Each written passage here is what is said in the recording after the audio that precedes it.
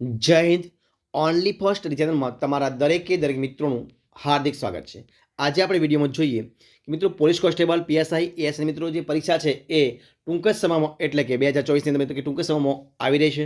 અને પરીક્ષાની પૂર્વ તૈયારી મિત્રો મેં તમારી સમક્ષ એક ટોપિક છે જેનું નામ છે ભારતનું બંધારણ. તો બંધારણ વિશે મિત્રો આપણે વિડીયો મૂકવાના પ્રયત્ન કરીએ છીએ, કારણ કે જે બંધારણ છે બંધારણ પોલીસ કોન્સ્ટેબલની અંદર મિત્રો 30 માર્કનું પૂછાવાનું છે અને પીએસઆઈની એક્ઝામની અંદર મિત્રો 25 માર્કનું પૂછાવાનું છે. તો એ વેરી મોસ્ટ ઇમ્પોર્ટન્ટ મિત્રો ટોપિક છે કે જેની અંદર આપણે દરેક વિડીયોની અંદર 30 મિત્રો પ્રશ્નો લઈએ છીએ અને વિડીયો પૂરેપૂરો જોજો. અને બીજી વાત એ મિત્રો આ જે પ્રશ્નો છે એ આગળની ઘણી બધી જે પરીક્ષાઓ લેવાઈ ચૂકી એમાં પૂછાયેલા પ્રશ્નો છે. તો વેરી મોસ્ટ ઇમ્પોર્ટન્ટ મિત્રો પ્રશ્નો છે, એમસીક્યુ પ્રકારના પ્રશ્નો છે. વિડીયો પૂરેપૂરો જોજો. આજે આ વિડીયો છે ભાગ નંબર 5મા નંબરનો છે. ભાગ નંબર 5માનો તો વિડીયો પૂરેપૂરો જોજો. શરૂઆત કરીએ આપણી વિડીયોની. પ્રશ્ન એક તમારી સમક્ષ જો શું છે પ્રશ્ન છે કે ભારત કેવું રાજ્ય બને એવી માર્ગદર્શક સિદ્ધાંતોમાં અપેક્ષા રાખવામાં આવી છે. તો મિત્રો જે ભારત છે, ભારત કલ્યાણ રાજ મિત્રો કેવું છે, ભારત એ કલ્યાણ રાજ બને એવી માર્ગદર્શક સિદ્ધાંતોમાં અપેક્ષા રાખવામાં આવી છે. ઓપ્શન એ જવાબ આવશે કલ્યાણ રાજ. જોઈએ પ્રશ્ન આપણે આગળ. બીજો પ્રશ્ન શું છે? પ્રશ્ન છે કે પ્રવર્તમાન મત વિસ્તાર કયો? પ્રવર્તમાન મત વિસ્તાર સીમાંકન પ્રમાણે લોકસભા સામાન્ય ચૂંટણી સૌપ્રથમ ક્યારે યોજાઈ હતી? તો મિત્રો આ પ્રશ્ન છે, પ્રશ્ન જીપીએસસી મેઇન પેપર્સ 1 ની અંદર જ્યારે 2016માં પરીક્ષા લેવાઈ હતી એમાં પૂછાયેલો પ્રશ્ન છે. તો પ્રવર્તમાન મત વિસ્તાર સીમાંકન પ્રમાણે લોકસભા સામાન્ય ચૂંટણી સૌપ્રથમ એ ઈસવીસન 2009માં ક્યારે? ઈસવીસન 2009માં યોજાઈ હતી. જવાબ આવશે ઓપ્શન સી 2009. પ્રશ્ન આપણે આગળ ચર્ચા કરીએ કે રાજ્યમાં આવેલી યુનિવર્સિટીઓના હોદ્દાની રૂએ કુલાધિપતિ એટલે કે ચાન્સેલર કોણ હોય છે? તો મિત્રો એ હોય છે રાજ્યપાલ. રાજ્યમાં આવેલી જે તમામ યુનિવર્સિટી હોય છે એ યુનિવર્સિટીના હોદ્દાની રૂએ આપણે જોઈએ તો જે કુલાધિપતિ છે એટલે કે જે ચાન્સેલર છે એ કોણ હોય છે? તો એ મિત્રો હોય છે રાજ્યપાલ. ઓપ્શન એ જવાબ આવશે રાજ્યપાલ. પ્રશ્ન આપણે આગળ ચર્ચા કરીએ કે બંધારણના ઘડતરની કામગીરી પૂર્ણ થતાં કેટલો સમય લાગ્યો હતો? તો બંધારણના ઘડતરની કામગીરી પૂર્ણ થતાં 2 વર્ષ 11 મહિના અને 18 દિવસ. કેટલા? 2 વર્ષ 11 મહિના અને 18 દિવસ લાગ્યો હતો. જવાબ આવશે ઓપ્શન સી. જવાબ આવશે 2 વર્ષ 11 મહિના અને 18 દિવસ. પ્રશ્ન આપણે આગળ ચર્ચા કરીએ. રાજ્યપાલ બનવા માટે કેટલી ઉંમર જરૂરી છે? તો મિત્રો રાજ્યપાલ બનવા માટે એની ઉંમર જરૂર છે 35 વર્ષ. કેટલી જરૂર છે? 35 વર્ષ જરૂર છે. ઓપ્શન જવાબ આવશે ડી 35 વર્ષ. પ્રશ્ન આપણે આગળ ચર્ચા કરીએ કે રાજ્યસભા કરતા લોકસભા સર્વોપરી છે. કારણ કે શા માટે? કારણ કે મંત્રીમંડળ લોકસભાને જવાબદાર છે. કારણ કે મંત્રીમંડળ હોય એ મંત્રીમંડળ લોકસભા જવાબ છે એટલા માટે રાજ્યસભા કરતા લોકસભા સર્વોપરી છે. કારણ કે મંત્રીમંડળ લોકસભાને જવાબદાર છે. જવાબ આવશે ઓપ્શન એ એટલા માટે. જોઈએ પ્રશ્ન આપણે આગળ શું છે પ્રશ્ન કે સંસદ સત્રના સંદર્ભમાં વપરાતી શબ્દ સાઇન ડાયનો અર્થ શું છે? અને આ પ્રશ્ન જીપીએસસી મ્યુનિસિપલ ચીફ ઓફિસર 9/4/2017 જે મિત્રો જે પરીક્ષા લેવાઈ હતી એમાં પૂછાયેલો પ્રશ્ન છે. તો સંસદના સત્રના સંદર્ભમાં વપરાતો શબ્દ છે એ સાઇન ડાયનો અર્થ છે અચોક્કસ મુદ્દત માટે સત્ર મોકૂફી. શું છે? અચોક્કસ મુદ્દત માટે સત્ર મોકૂફી. ઓપ્શન એ જવાબ આવશે. પ્રશ્ન આપણે ચર્ચા કરીએ આગળ કે માનનીય રાષ્ટ્રપતિ દ્વારા સોંપવામાં આવેલ કાયદાની બાબતોમાં બંધારણની જોગવાઈઓ મુજબ એટર્ની જનરલે કોને સલાહ આપવાની ફરજ છે? અને આ પ્રશ્ન છે, પ્રશ્ન જીપીએસસી ક્લાસ 2 તારીખ 18/3/2017 જે પરીક્ષા લેવામાં આવી હતી એમાં પૂછાયેલો પ્રશ્ન છે. તો માન્ય રાષ્ટ્રપતિ દ્વારા સોંપવામાં આવેલી કાયદાની બાબતોમાં બંધારણની જોગવાઈઓ છે એ જોગવાઈઓ મુજબ એટર્ની જનરલે એ ભારત સરકારને આપવાની જે સલાહ છે સલાહ ભારત સરકારને આપવાની છે. એટલે જવાબ આવશે ઓપ્શન એ ભારત સરકાર. ઓપ્શન એ જવાબ. પ્રશ્ન આપણે આગળ ચર્ચા કરીશું. પ્રશ્ન કે લોકસભામાં શૂન્યકાળનો મહત્તમ સમયગાળો કેટલો હોય છે? અને આ પ્રશ્ન જીપીએસસી મ્યુનિસિપલ ચીફ ઓફિસર તારીખ 26/2/2017 રોજ જે પરીક્ષા લેવાઈ હતી એમાં પૂછાયેલો પ્રશ્ન છે. તો લોકસભામાં શૂન્યકાળનો મહત્તમ સમયગાળો એ મિત્રો હોય છે નિયત કરેલ નથી. કેટલો? એ છે નિયત કરેલો હોતો નથી. બરોબર છે. ઓપ્શન જવાબ આવશે સી નિયત કરેલ નથી. પ્રશ્ન આપણે આગળ ચર્ચા કરીએ. શું છે પ્રશ્ન છે કે એવી દરખાસ્ત કે જેના વડે માગણીની રકમનો ઘટાડો ₹1 કે રૂપિયો 1 ફક્ત કરવામાં આવે તેને શું કહે છે? અને આ પ્રશ્ન જીપીએસસી મેઇન પેપર 1 ની અંદર 2016 માં પૂછાયેલો છે. તો નીતિકાપ દરખાસ્ત શું આવશે? ઓપ્શન બી જવાબ આવશે. નીતિકાપ દરખાસ્ત ઓપ્શન બી જવાબ. પ્રશ્ન આપણે ચર્ચા કરીએ કે ભારતમાં સનદી સેવા એક્ટ ક્યારે પસાર કરવામાં આવ્યો હતો? તો મિત્રો એનો જવાબ આવશે ઓપ્શન ડી 1861માં. ઓપ્શન ડી જવાબ આવશે 1861. ઓપ્શન ડી જવાબ. સનદી સેવા એક્ટ પસાર કરવામાં આવ્યો ભારતમાં 1861માં. ઓપ્શન ડી જવાબ.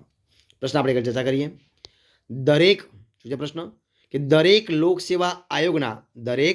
લોકસેવક આયોગના અડધાથી નજીકની સંખ્યાના સભ્યો દરેકે પોતાની નિમણૂકની તારીખે ભારત સરકાર હેઠળ અથવા તો કોઈ રાજ્ય સરકાર હેઠળ ઓછામાં ઓછા ખાલી જગ્યા વર્ષ સુધી હોદ્દો ધરાવ્યો હોવો જોઈએ. અને આ પ્રશ્ન છે પ્રશ્ન જીપીએસસી મ્યુનિસિપલ ચીફ ઓફિસર તારીખ 26/7/2017 રોજ મિત્રો જે પરીક્ષા લેવામાં આવી હતી એની અંદર આ પૂછાયેલો પ્રશ્ન છે.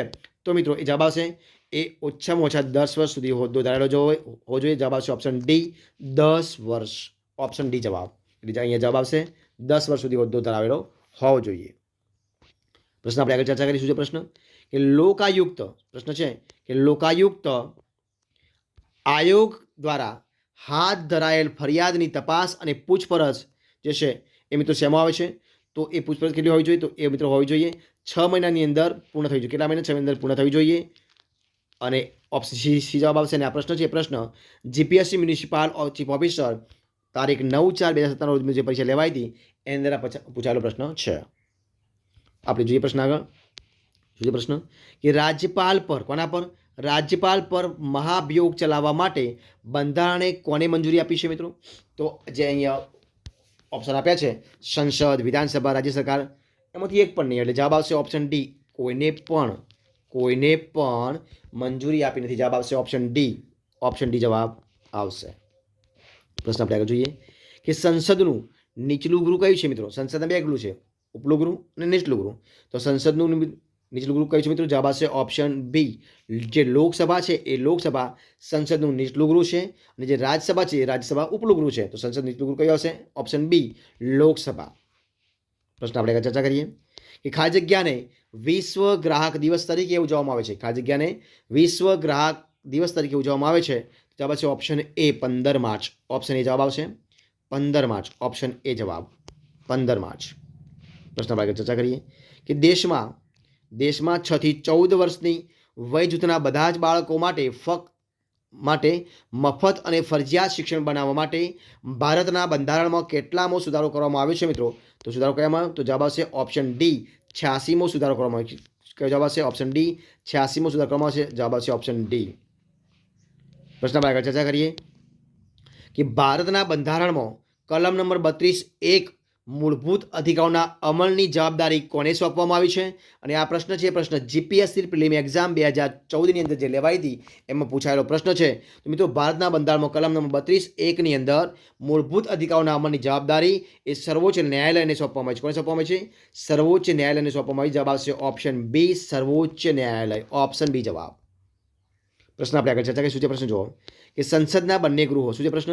સંસદના બંને ગૃહો તેમજ રાજ્યોની વિધાનસભાના ચૂંટાયેલા સભ્યોના બનેલા મતદાન મંડળ દ્વારા કોની ચૂંટણી થાય છે?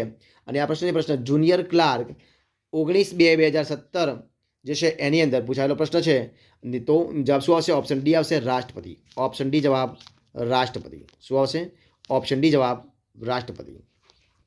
જો પ્રશ્ન આપણે આગળ ચર્ચા કરીએ. શું છે પ્રશ્ન કે ઈસવીસન 1979માં સૌપ્રથમ પક્ષાંતર ધારો નીચેના પૈકી કયા રાજ્યમાં ઘડવામાં આવ્યો હતો? જવાબ આવશે ઓપ્શન એ પશ્ચિમ બંગાળમાં. ક્યાં આગળ? ઓપ્શન એ જવાબ આવશે પશ્ચિમ બંગાળ. ઓપ્શન એ જવાબ પશ્ચિમ બંગાળમાં. ઓપ્શન એ જવાબ. જોઈએ પ્રશ્ન આપણે આગળ કે કઈ અદાલતના ચુકાદા ભારતની કોઈ પણ અદાલતમાં પડકારી શકાતા નથી? જવાબ આવશે ઓપ્શન ડી સર્વોચ્ચ અદાલત. ઓપ્શન ડી જવાબ આવશે સર્વોચ્ચ અદાલત. ઓપ્શન ડી જવાબ સર્વોચ્ચ અદાલત. પ્રશ્ન આપણે આગળ ચર્ચા કરીએ કે ભારતીય બંધારણના